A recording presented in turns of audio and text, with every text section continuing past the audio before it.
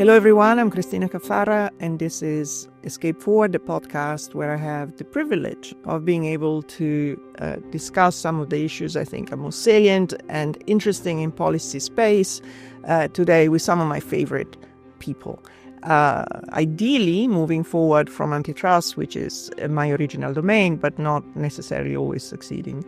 My guest today is someone I'm especially delighted to welcome, Cory Doctorow. He needs absolutely no introduction. As Brian Merchant said in his own podcast with Cory a few days ago, if you spend any time at all online in the 21st century, then you've encountered his work, his ideas, his words. Still, here goes. An introduction in compressed form.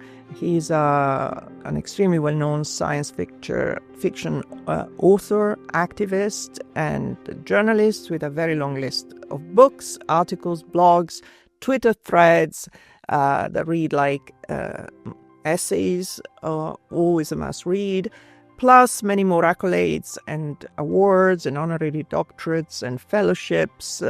And for my purposes, he was twice a star speaker at my big Brussels conference, and I also recall hosting him here in London at a fun event, a soiree gathering the defense antitrust bubble I was associated with at the time, to which he regaled an early version of his enshittification narrative and proceeded to tell them how their clients were all just terrible people. Cory is now in Europe, in the UK in particular, on a tour promoting his latest book, Enshittification, Why Everything Suddenly Got Worse and What Do We Do About It? It's a long-form version of the analysis around the wonderful word enshittify, which is one he has used for some time, which is a pretty evocative, rather crude, but totally to the point, and lends itself to a wonderful set of declination in multiple neologisms, Enshitocene era, and Shitanet, and multiple others. And the enshitogenic policy environment. That's right. Yeah. That's right. So welcome, Cory. The book has 4 parts, a series of case studies on the platforms, what you call the pathology, what you call the epidemiology, and the cure. Because of where we are, I want to spend more time on the cure because it is what is most interesting. But I want to talk also briefly about the pathology and the epidemiology, which is your analysis of the situation. So at the origin of much of the problem, as you analyze it in the book, the move away from what you call the good old internet, which was decentralized, enabling self-expression, preventing concentration of power, is a business decision, which is a deliberate one, to adopt surveillance as a business model. That's one of the key drivers for this, collection of data to be monetized. But also you put a lot of emphasis on the loss of the disciplining function of this body of intermediaries in a world in which there were competing alternatives that could drive essentially away the bad and keep the good. So tell us a bit more in your own words about the mechanisms for enshittification. Yeah, so I would reverse those two phenomena. So I would say that the decision to spy on us is downstream of market concentration, which gives rise to regulatory capture, which gives rise to the policy space to spy on people, right? Companies spying you for the same reason your dog licks its balls, because they can. If we don't let them, they won't, right?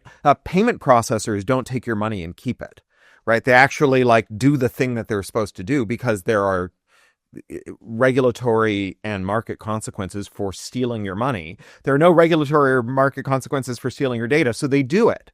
And whether they do it or not is a policy choice. And if we want to understand where the origin of the surveillance business model comes from, it comes from a highly concentrated commercial surveillance industry that is in many ways connected to the public safety and intelligence function of government in the United States. So, the rise of the data brokerages comes after the Church Commission, which is when the state curbed the power of spying agencies to conduct domestic surveillance, but then it created a market for private surveillance that would then go out and sell off the books warrantless data to cops and the FBI and spy agencies and so on. And that is, I think that kind of public-private partnership in surveillance is one of the reasons we've seen regulatory capture on privacy law in America. So the last time we saw a new privacy law in America was in 1988, when Ronald Reagan signed the Video Privacy Protection Act, which is a prohibition on video store clerks disclosing your VHS rentals. And a little antitrust note here. It was because Robert Bork's video rentals were disclosed during his confirmation hearings. And Congress got really pissed off that video rental histories were being weaponized in the political sphere. They were worried about their own video rental history being disclosed. And so that's the last time we saw privacy law. So you have market concentration. You have a kind of combination of concentrated market and state power that leads to paralysis in regulation, which leads to surveillance. And so there's no discipline when it comes to surveillance. You can spy and you can mobilize that data for virtually any purpose except for telling people about video rentals. Everything else is fair game. So, in America, the nurses are preferentially hired by staffing apps now, not staffing agencies, and not put on payroll.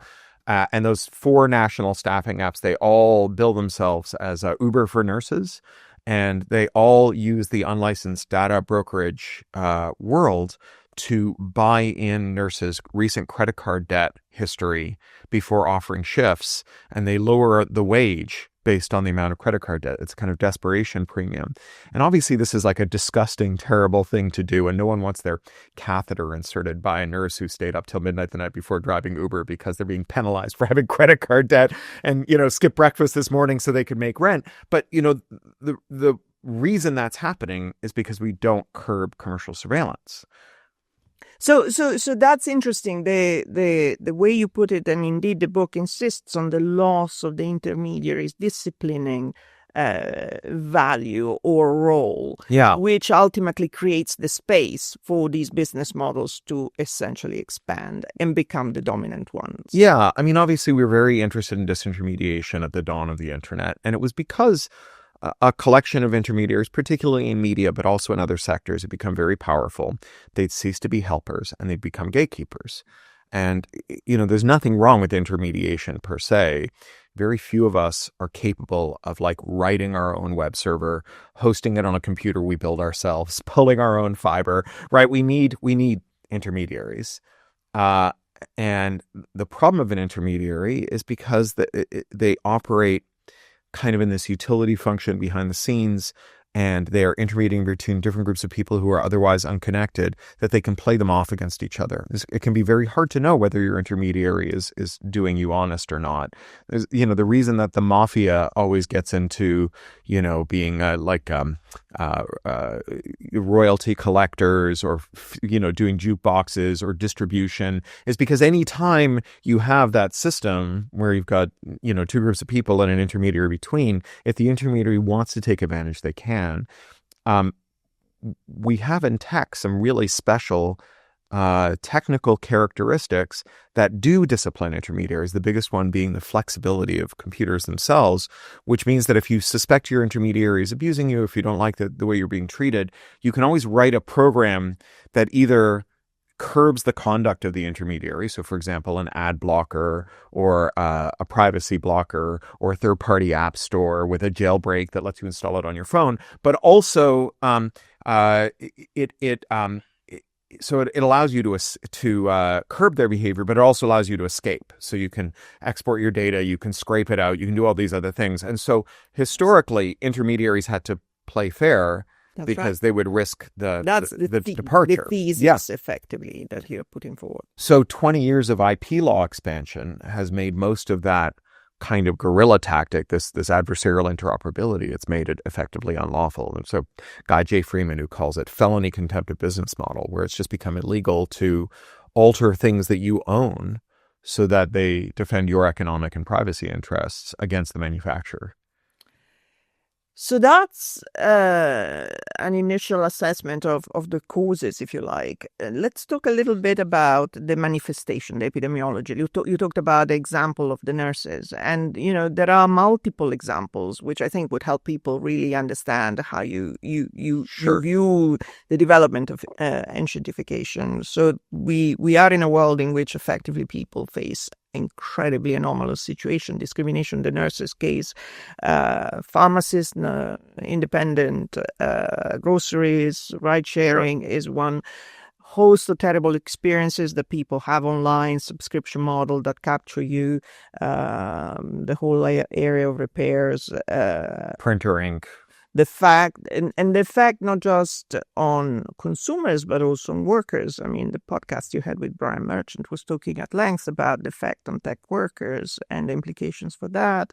And then we are also going into an AI era with a lot of questions about how this enshittification will actually manifest itself, or will it in some way progress into that era. Do you want to talk about all that? Yeah, well, I mean, AI, I think AI is a collection of fairly interesting utilities. It's not an era, but the AI era is an era of an investment bubble. It's not an era of a revolutionary technology. I think the most salient thing we should be worrying about when it comes to AI is $700 billion in CapEx to date, gross annual revenues worldwide of $60 billion for the sector, if you believe their numbers, which are incredibly cooked. So tell us about that, because I know you're writing a book about that. Well, I've written a book about it. It's coming out in June, The Reverse Centaur's Guide to Life After AI. Just as a parenthesis in the bigger discussion. Yeah, so well, I mean, their revenue is hilariously cooked. So, for example, of that $60 billion, at least 10% of, or $10 billion of it is the money that OpenAI gets from Microsoft and gives back to Microsoft. So this is like you're walking down the street and there's someone outside of the Starbucks who gives you a voucher for a latte, and you go in and you redeem it, and Starbucks books that as $7 revenue, right? That's not how revenue works, right? Starbucks has had a net loss, not a net gain, because it has real capital and operational expenditures associated with delivering the latte, right? And they're poorer, not richer. So you have these ridiculously cooked numbers. You have 7 companies that are a third of the stock market passing around the same $100 billion IOUs over and over again, each of them booking them as revenue. You have the actual capital assets, so these GPUs, which they're depreciating on a 5-year timescale, but which burn out in 2 to 3 years, partly because of like problems with the system itself, but also because they sweat the assets really hard. There's a kind of equilibrium they're shooting for, where the energy consumption costs associated with cooling them and giving them rest times and whatever are weighed against the rapid depreciation of the asset. And so it's like, is it cheaper to replace the GPU than it is to cool it, so you don't need to replace it? And so they're burning out these assets at the rate of naught. So the whole thing just doesn't work out. The only way it could possibly work out is if they can replace about $3 trillion worth of labor with AI. And that's just not a thing that you can do. AI can't do your job, even if your boss can be convinced to fire you or replace you with an AI that can't do your job. The AI is a productivity tool when workers get to decide how to use it, and when they can find the areas in their workday where AI can improve their production. But when you just fire workers, and usually your most expensive and therefore most entitled and therefore most hated workers, if you're the boss, and you replace them with juniors who are AI babysitters, they're not capable of spotting the errors the AI makes, because they tend to be very subtle, because what AI is doing is making statistical inferences. And so when they make an error, it's as close to not an error as is statistically possible. So you really have to have a subtle, deep knowledge of the field to spot the AI errors. And so you just end up with this kind of asbestos in the walls, where we fire workers who know how to do their job. We replace them with workers who don't know how to do the job, who are AI babysitters and can't spot their errors. And then we're going to reach this point where the models are not economical to keep on. And the big foundation models are mostly, if not all, going to be shut off. And so we're going to just have none of it. So this is another sort of form of enshittification in some dimension. Is it inevitable that, in your view, we'll see a bursting of the bubble? Oh, the bubble bursting is inevitable. I would say that this is more to do, enshittification is about the lack of discipline on monopolies. And this isn't a separate epiphenomena of monopolization, which is that markets love growth firms, and the price to earnings ratio of a growth firm is very high. And mature firms, even if they have the same cash basis, have a much lower price to earnings ratio. And if you have a high price to earnings ratio, your shares are super liquid. You can buy rival firms. You can buy out your supply chain. You can buy labor using shares, which you manufacture on the premises by typing zeros into a spreadsheet. Whereas if you're a mature firm, all of those transactions require cash, which you only get if you can convince a creditor or a customer to give you some. And so if you imagine a bidding war between a mature firm and a growth firm, both of whom have the same cash basis, the growth firm always wins because they just manufacture material to bid with effectively costlessly, right? And so the corollary is that when you stop being a growth firm and you become mature, right? When you attain your monopoly, right? When you have no more headroom, when you're Google with a 90% search market share, you have to either move into another market or convince investors you're moving into another market, or face a real downgrading of your shares, right? A real collapse in your share price. This is why when Facebook announced that they had slower than anticipated growth in US users in 2022, they had a $250 million 24-hour sell-off, because everyone is like, well, we know Facebook is eventually going to saturate the market. And when they do, everyone else who's holding a Facebook share is going to sell it. So I'd better sell mine first, right? So, AI is just the latest expression of a series of effectively pump and dump swindles. You had Facebook doing the pivot to video. You had Google doing Google+. You had cryptocurrency, metaverse, Web3, AR, VR, XR, AI, and now superintelligence. And these are all just hypothetical markets into which firms that are in fact mature, they're not growing anymore, can grow. And, the growth through enshittification has been growth by shifting value, not by growing the market, but by shifting value from market participants, charging more and paying less. But, eventually you can't charge infinity and pay zero, unless you're an academic publisher who do in fact charge infinity and pay zero. But everyone else has to pay something, right? Eventually you tap out there. You need another market to move into. So that's what AI is. It's related because it's another monopoly phenomenon. It's another dysfunction of monopoly, but it's not the same thing.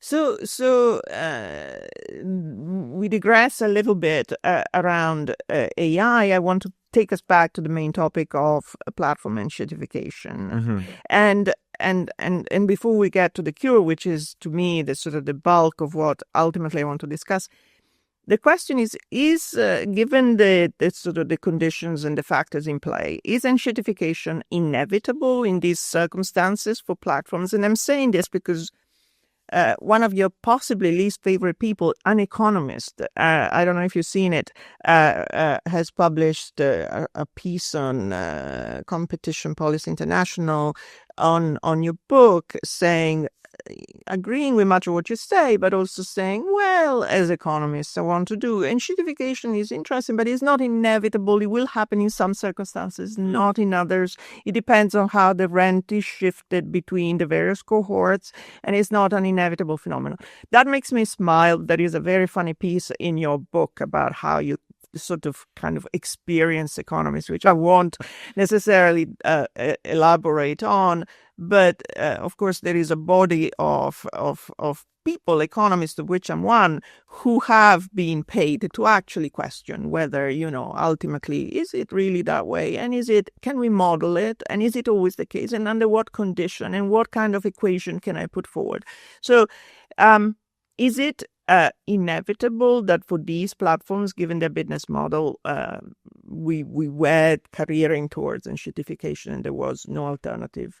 So no, I don't think it's inevitable. I think that, I think that there is a kind of, there's a kind of indirection that happens when people ascribe or call a phenomenon inevitable, because they're ascribing it tacitly to, great economic forces or great historical forces, iron laws, and not to policy choices.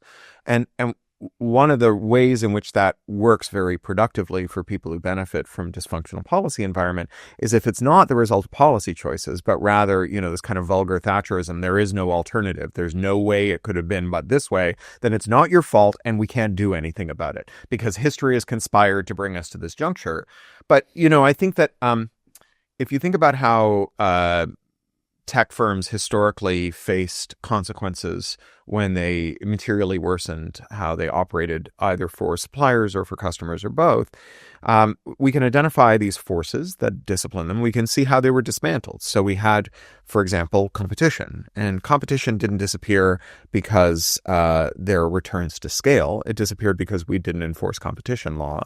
If you think about, for example, Mark Zuckerberg buying Instagram, even the most kind of hardened consumer welfare person will say we should not allow a merger that is intended to reduce competition. But of course, that's kind of a dead letter because how do you know what the intention of an acquirer is, right? You have to peer into their soul, unless that person is Mark Zuckerberg, in which case he just writes down his intention and emails it to someone. To tell you what the intentions are. Yeah. Mark Zuckerberg has never had a criminal intention he did not commit to writing immediately. So, on the eve of buying Instagram, Mark Zuckerberg writes to his CFO and says, I know you're curious about why I want to give $1 billion to a startup with 12 employees. Well, let me tell you, it's because people like them more than they like Facebook. And they leave Facebook and they go to Instagram. We can recapture those users, right? This is like, hey, Bob, that guy we were talking about killing? Just so you know, is definitely a murder and I'm premeditating it. But the Obama administration waved it through. So this is it's not a mystery, right? We just let these obviously anti-competitive, explicitly anti-competitive mergers occur. And so we reduce the market. And then, as we were saying with Tim Wu's theories, right, when the market gets reduced, you have regulatory capture. It's just much easier for a group of 5 firms to tell their regulators what they want. And because they're dividing up the market, because they don't compete, they have tons of cash. You have Google paying Apple $20 billion a year not to enter the search market. Both of them are Apple's accepting the payment and Google's making the payment because on net, it's more than either of them would get if they eroded their margins by competing directly, right? So they just have all this money they can spend to get what they want. But tech has got these other sources of discipline that we can also trace the dismantling of. One is its workforce. So tech workers, historically very scarce and very productive. There's an NBER paper that says that the average Silicon Valley engineer was making $1 million a year for their boss. And this is why tech bosses treat their workers so well, right? Because if the worker walks at the door, $1 million leaves with them. That's the free kombucha and the massages and the surgeon who'll freeze your eggs so you can work through your fertile years. It's not because they're sentimental about tech workers, right? So tech workers, they often have this journey into tech that involves a kind of transformative experience with tech where experiencing this wider world through technology gives them words to describe their life circumstances, gives them access to a destiny other than the one that they were born into. It expands their horizons and they want to give that to other people. We've all met people who are into tech and just want us to use the tech and get a better life from it. And that's a lot of the tech sector. And so they wanted to fight for their users and they were empowered to do it. But we had no unions in tech. Mm-hmm. Scarcity eventually goes away when supply catches up with demand. We had 500,000 tech layoffs in the U.S. in the last 3 years. October was the worst month for tech layoffs since, I think, 2000. So obviously that power goes out the window. And then finally, there was the power of new market entry and interoperability, where because computers are flexible, anything that you did to worsen the experience could be countered with someone who made a new technology that improved the experience again and alienated the affections of the customers and suppliers whom you were screwing.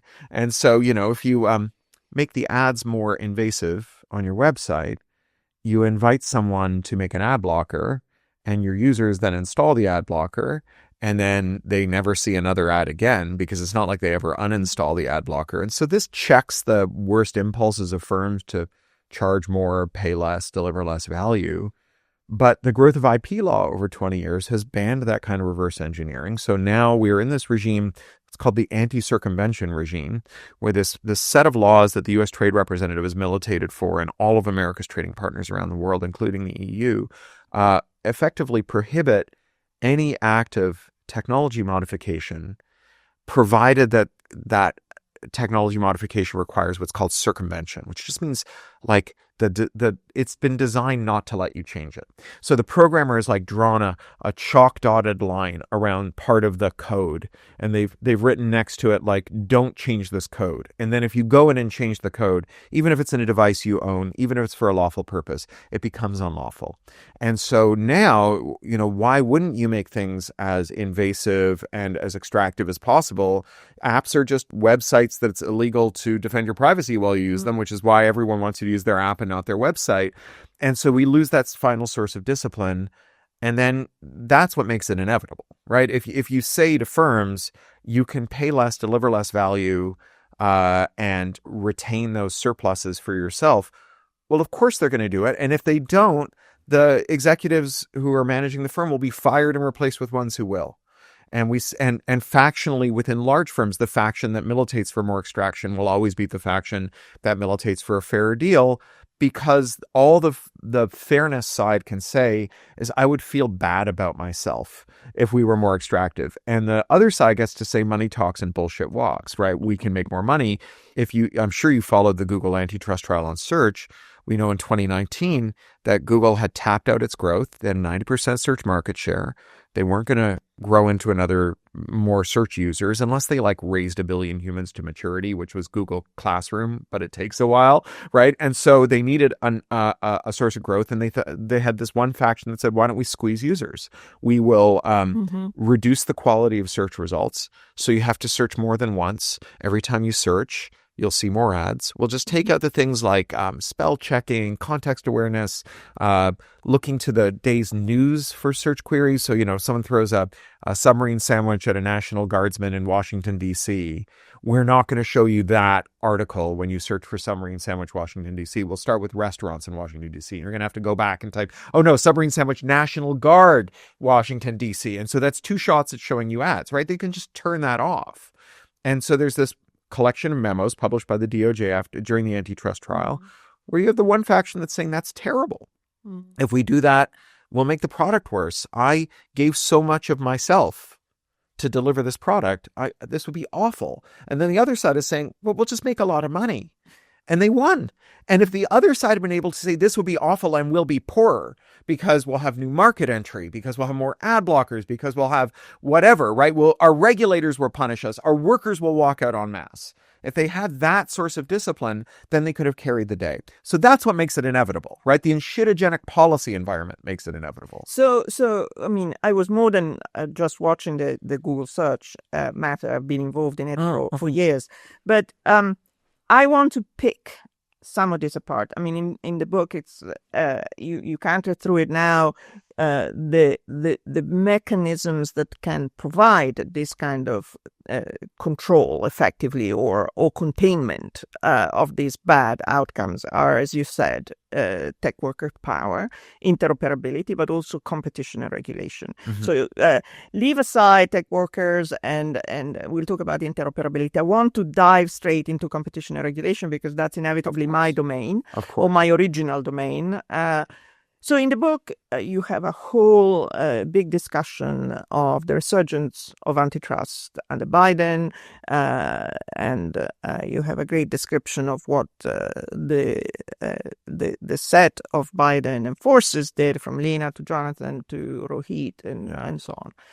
And that, as I view it, was a special moment in which, even seen from here, what you had in the US was a vision, a return to a progressive antitrust vision that ultimately emanated from something I find very profound that we don't have in Europe. When you hear Lina talking about the original motivation for antitrust, and when she says it's freedom for all men, it is an incredibly affecting, is freedom from power, is an extremely affecting sort of statement, which we don't quite have in Europe. We're much more technocratic in the way we think about antitrust. We were later than this. But that era is somewhat over. We are now in a Trump administration. It has preserved some of these actions against big tech, Google in particular. Other things are kind of floating or dying. interested in your take on this, because mine is, aside from this luminous kind of period where Lena and Jonathan and all that gave us some hope, the antitrust piece seen from Europe is not bright. It hasn't delivered. I know you are talking in the book at various points about a muscular approach that Europe has adopted. You use this word repeatedly, to antitrust under Vestager. I've been there since 2010. And while the intentions were good, Corey, I don't dispute that. Where we are, and that's the difficulty we're faced with, is that it hasn't delivered a damn thing. Not a thing. It has moved nothing on the ground. The Commission was at it since 2010. It had a case on Google search, one on AdTech. I was involved in cases against Amazon, Apple for them. But they were dumb cases that went nowhere, cases against Microsoft. We are in 2025 in Europe, having started this. We were pioneers in 2017. I could come to Washington and say, what are you doing? You're doing nothing. Look at us. We're doing enforcement. And yet, 7 years later, we are nowhere. We have done nothing. And finally, your book ends just before the final decision of Judge Mehta on remedies in Google search. That was a complete nothing burger. And we're waiting for Brinkema on AdTech. But is it all? Is that what there is? Because I'm not hopeful that antitrust can do anything. So okay, let me start with the good part, the part that I think is very inspiring and hopeful. So, as you say, stuff started to happen in Europe, right? It kicked off in 2017. The signs were pointing to something very big. And it wasn't just in Europe, right? In the UK, after Brexit, in a period of absolutely shambolic governance, right? Prime ministers were under surviving a head of lettuce. You had the Competition and Markets Authority and the Digital Markets Unit doing the best work of their history, and doing this trans-channel collaboration where the DMU's big reports on ad tech are being mobilized and also on payments are being mobilized in Europe, and then being transposed into South Korean and Japanese cases that are extracting big settlements. So what's interesting for me about this as like a political science matter is that it's a bedrock of political science that the priorities of economic elites are absolutely dispositive in policy outcomes, right? That basically if you go and look at thousands of policy outcomes and you compare them to the preferences of economic elites, you find out that what billionaires want happens and what billionaires don't want doesn't happen. And there isn't a lot of billionaires who are out there militating for more antitrust enforcement. There's some, right? You have Daniel Ek from Spotify saying, I'm a billionaire and I hate the trillionaire, right? And so the billionaire... It's about division of rent. Yeah, billionaire on trillionaire violence, right? But not much, right? There's something that's changed. And it wasn't just in South Korea and Japan and Singapore and the UK and Europe and America. And it started under Trump 1 in America, right? Also Australia, also EU member states, Germany, France, Spain, Canada. Our competition regulator was the weakest in the world.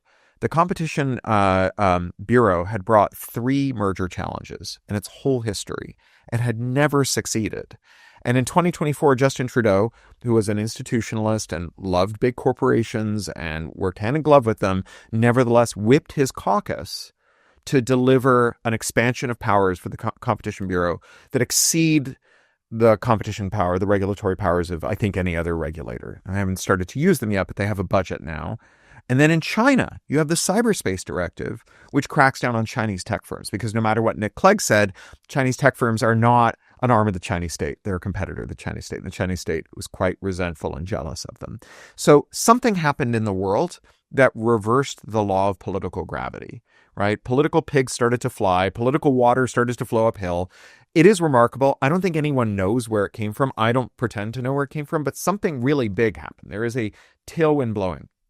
It has not yet taken us anywhere, right? It's just blowing. But Sherman Act was in 1890, and they didn't break up Standard Oil till 1912. It was a 22-year shift to get to the point where you had the combination of labor and small businesses and politicians, both regional and national and transnational, because you had the German authorities going after Rockefeller. It took like a quarter of a century to go from a law and the first stirrings of enforcement to the golden era of ending the Gilded Age, right? So I wouldn't mark it off as dead yet. And, as an activist, my view is that you just got to look for the levers that you have to change things. I lament too Judge Mehta's failure and the failure of these enforcement actions in Europe. And I think that you're right that we can really say after the last several years that it is hard to impossible for the European Commission and for member states to make American tech giants do anything, right? They have an infinite arsenal of delaying tactics and ways to challenge things. Right. But I'll tell you what the EU has 100% control over and can do at will, which is it can control its own behavior. So one of the most powerful anti-competitive tactics that American tech firms have is anti-circumvention law. And Article 6 of the Copyright Directive is not something Apple controls. It's not something Google controls. It is something Brussels controls.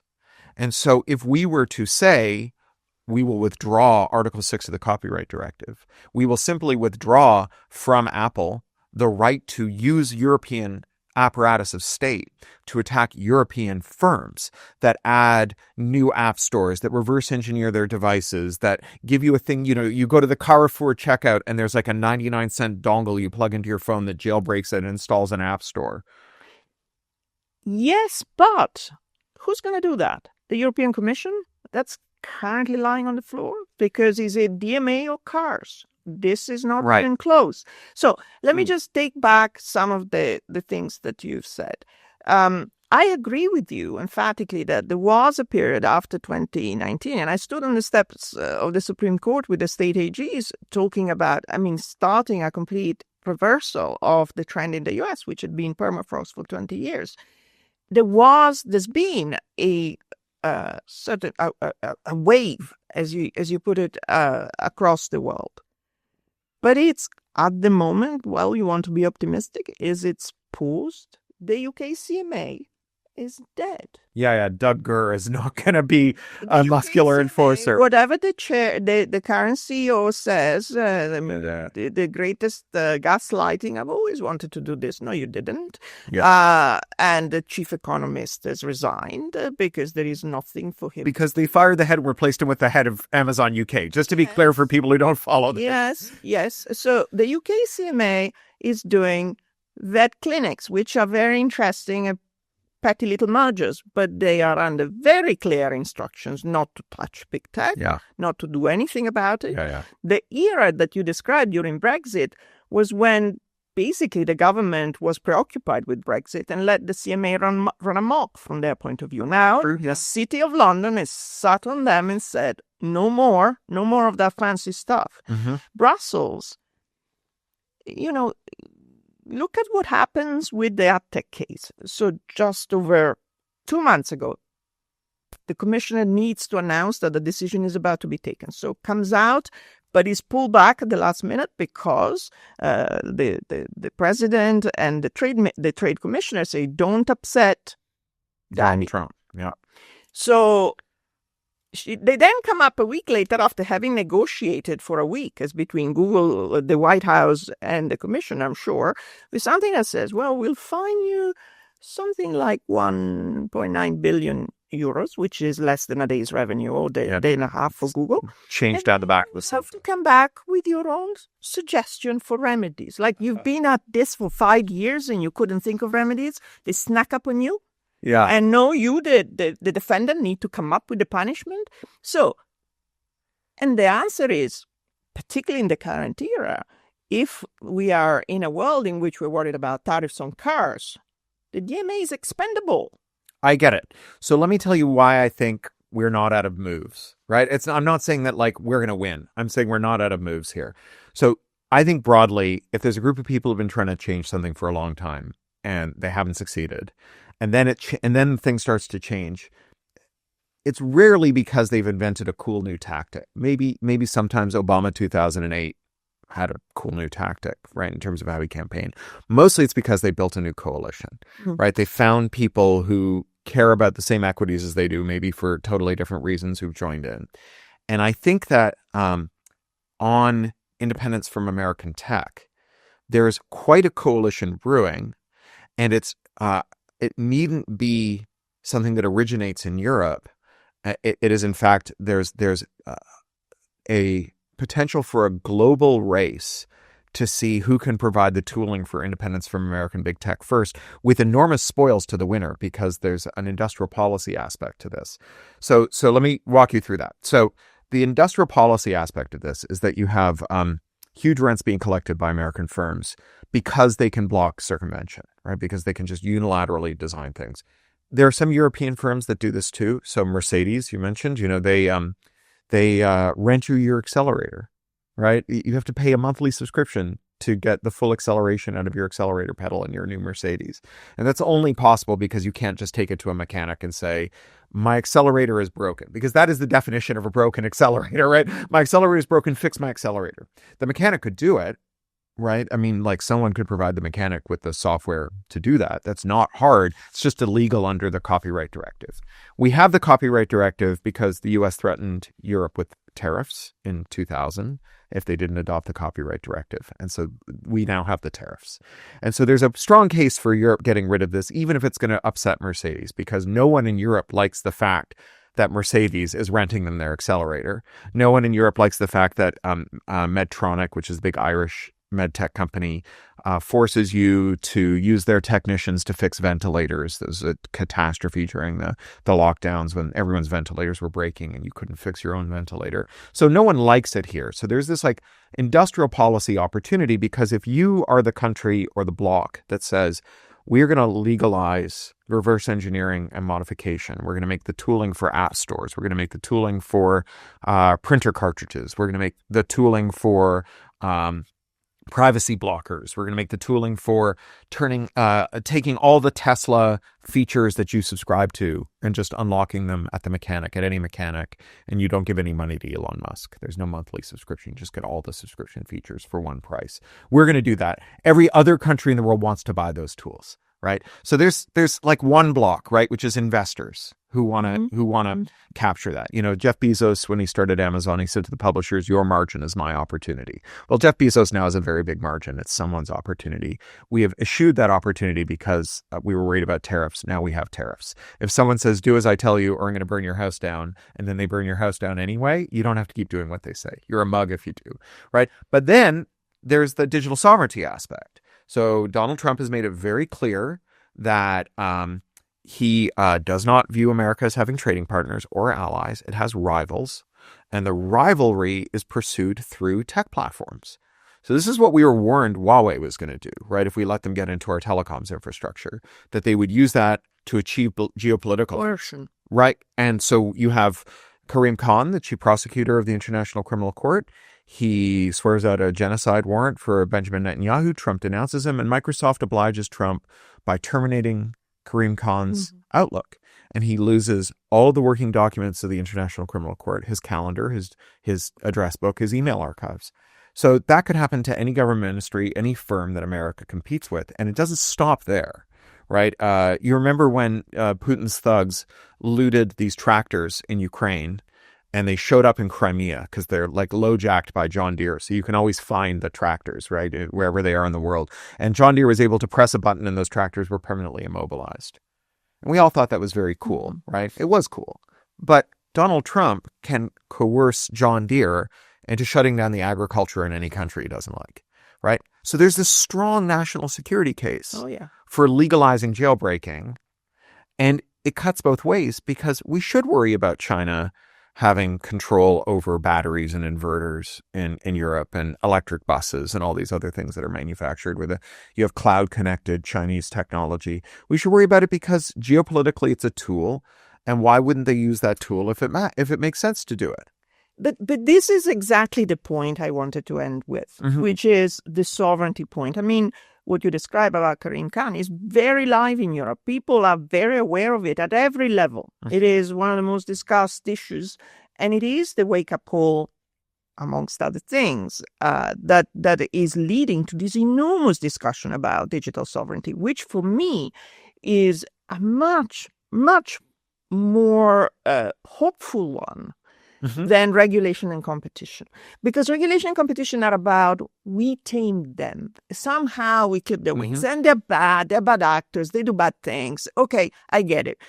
But even when I used to work in industry as a consultant, I remember them saying to me, clients at the time, why are Europeans not doing their own stuff instead of fixating on just regulating us?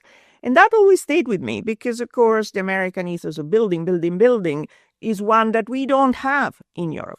We have funneled all energy in the last 5 years. All public discourse around platforms has been about regulating them. And the question is, but how does that create a European industry that has agency on its own? Where is European cloud? Where is European software? Where is European stuff that he can sell? Is not center stage, has not been center stage. So I agree, now it's coming. But that is because Europe agreed not to only innovate de novo, right? To build a whole new thing. So Olivetti would have never shipped a typewriter if they weren't allowed to use QWERTY, right?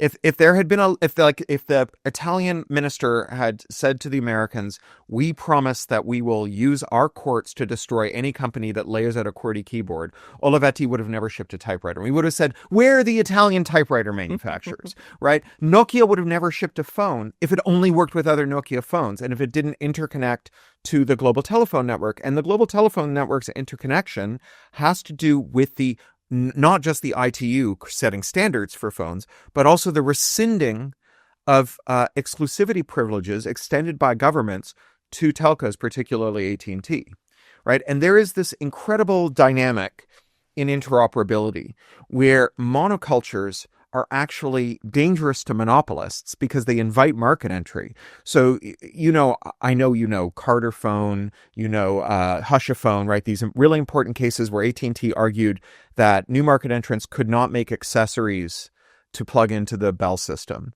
And once they lost those cases, you had this flood of devices. And the reason you had a flood of devices is that AT&T had enforced a rule where every telephone was the same shape, which meant that if you made a thing that clipped onto a telephone, it fit every telephone in America, right? So if you made a thing that exported data from 2 mobile operating systems, you would capture every mobile phone. If you made a thing that exported from 3 office suites, you would capture all office documents in the world, right? This is a big opportunity. And I completely agree that interoperability is central to this. We're not sort of thinking that you have to reinvent the wheel. And if we were able to enforce interoperability broadly, that would be amazing. But not just enforce, permit, right? It's not just about enforcing. Enforcing is great. Setting standards is important. But often standards emerge in the same way that labor law does. So labor law emerges after labor war, and labor law is always a bid for labor peace by bosses seeking to put workers, to tame workers through the power of the state, to bring them to the table, to tame them. In the same way, right, where did we get standardized documents from, right? The DocX, XLSX, PowerPoint X, that allows us to copy and paste between pages and numbers and Keynote and Word and Excel and PowerPoint into Google Docs, Office 365, and LibreOffice. It was because first, Apple aggressively reverse engineered Microsoft's document formats. And they played this game of cat and mouse where Microsoft would update the formats to break compatibility. Apple would unbreak it. Microsoft was spending more and more money. They were like the Soviets during the Cold War where they just had to keep buying nukes, right? And they were going broke fighting this war. And then they sued for peace, right? And so then the ISO standardizes the doc format. But it didn't happen when Microsoft was sitting fat and pretty at the top of things. It happened when Microsoft was facing technological and market competition that posed unquantifiable risks on its engineering efforts. But let me just again, as someone who is ultimately the mother of Eurostack in Europe, just put to you again the predicament which is specific to Europe, but not only in Europe. It feels as if we have focused, of course, on regulating the sort of the apps and services, the e-commerce and the Google search and app stores, etc. And below that, it feels as if the platforms have said, okay, you play along, enjoy yourself with us. But in fact, in the meantime, the whole infrastructure on which these apps and services rest, the cloud, the compute, the connectivity, the software, has been occupied. 80 to 90% of European cloud use is not European in source. Sure. It is an amazing number. So again, to your point about security, but beyond that, there's a point about economic productivity too. Sure. You have linked to the presence of your own assets in a continent, a diffusion and adoption capability, which has driven American productivity to be what it is relative to Europe. The reason we are laggards is because our adoption has been lagging. So unless we have assets here that we effectively build to counter this colonization from non-European assets, we are just going to shrink and shrink. So I think we're in agreement, but I would suggest that there's a kind of iteration that, like, one of the reasons that there's underinvestment in European alternatives, both in terms of the hardware to run it on and the software stack that sits on top of the hardware, is because without a ready means of moving data out of the American silos, why would you build it? Right? Why build housing in West Berlin for homeless people in East Berlin? Right? You need to tear down the wall before it makes anyone's going to invest in this stuff. We could build full replicas of Office 365, Google Docs, Apple Stack, but no one's going to copy and paste 1 million documents out of their government ministry one at a time into a Eurostack. And the path to that runs through anti-circumvention, right? You have to get rid of anti-circumvention. Then you can do things like virtualize a mobile device in the cloud and automatically iterate through all the documents and check the privilege. You can scrape things as they're emerging here and put them over there and do synchronization. And then you create the conditions by which firms sue for peace, right? Then they standardize and they agree to be regulated. They agree to an inter-industry agreement or to follow a standard set by ISO or the ITU or whatever. They only do that when it beats the alternative, which is the chaos, right, of all-out war. And, you know, in information security, we have this idea that there's an attacker's advantage, right? If you want to maintain the status quo, you have to make sure that there are no mistakes that can be exploited. If you want to reverse the status quo or undermine the status quo, you don't have to be perfect. You just have to find one mistake your adversary has made. Mm-hmm. And so under these circumstances, if it's a purely technological battle, then the tech platforms are going to lose. If it's a legal battle, they're going to win. You know, Mark Zuckerberg gets angry about, there was an app last year called OG app that logged in as you to Instagram, grabbed everything waiting for you in the Instagram queue, threw away the suggestions, threw away the boosted posts, threw away the ads, threw away the link bait that had been bubbled up from 3 months ago, and then just showed you the things from the people you followed in reverse chronological order. It was the top app, or was in the top 10 apps on both app stores within a day. And then that night, Meta sent a letter to Apple and Google and they shut it down. Right. So Mark Zuckerberg, he walked out of his office and if he turns right, there's a building full of lawyers. And if he turns left, there's a building full of engineers. He didn't go to the building full of engineers and say, change Instagram to make this impossible. He walked into the building full of lawyers and he said, send one letter to Meta and one letter to Apple, or one letter to Google and one letter to Apple, and that'll make this go away. Right. So I think that if we establish the conditions under which this can happen, and here's one more thing that I think is very, very good in this moment. There are any number of people who have quite a bullshit American attitude towards technology, who are European, who have been living in America. Mm-hmm. They're investors and technologists. There's a big interest. Donald Trump has chased them out of the country. Right? There are a lot of engineers who used to live in America, who know where the bodies are buried, who know how fat the margins are, and who aren't going to be working for the big tech giants anymore and have no hope of working for them. And there's a lot of capital that would like to invest in a business whose success factor isn't determined by how many Trump coins you buy. And it is repatriating to other territories. Now, Europe doesn't need to do this. It could be Canada, right? Canada's response to the Trump tariffs has been retaliatory tariffs, just making the things we buy more expensive. It's like punching yourself in the face really hard and hoping the downstairs neighbor says ouch, right? We don't have to do that. Tariffing soybeans, what is the point of that? You're hurting some farmer in a state that begins and ends with a vowel who never did anything bad to Canada. Jailbreaking directly attacks the 9 CEOs who paid $1 million each to sit behind Trump on the dais at the inauguration, right? It is a frontal assault on the fattest lines of business of the most profitable companies in the S&P 500. So this is like a real muscular response. And if Canada does it, well, we'll never get another Research in Motion, but we might get a thing like Research in Motion, except all it sells is the tooling to allow people to make app stores for iPhones, which means you get all the profits of Research in Motion and none of the capital expenditures.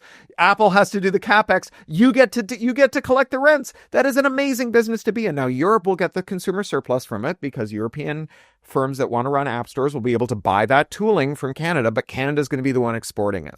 So some country could do it. It could be Mexico. It could be Ghana. It could be Nigeria. But it could be Europe. It could be Europe. I mean, indeed, at the moment, the upswell of, and we'll end on this, the upswell of enthusiasm and a resurgence of this spirit is big. As you mentioned, there is interest from capital. People are saying there are opportunities here in Europe. Huge opportunities for capital to actually be very productive.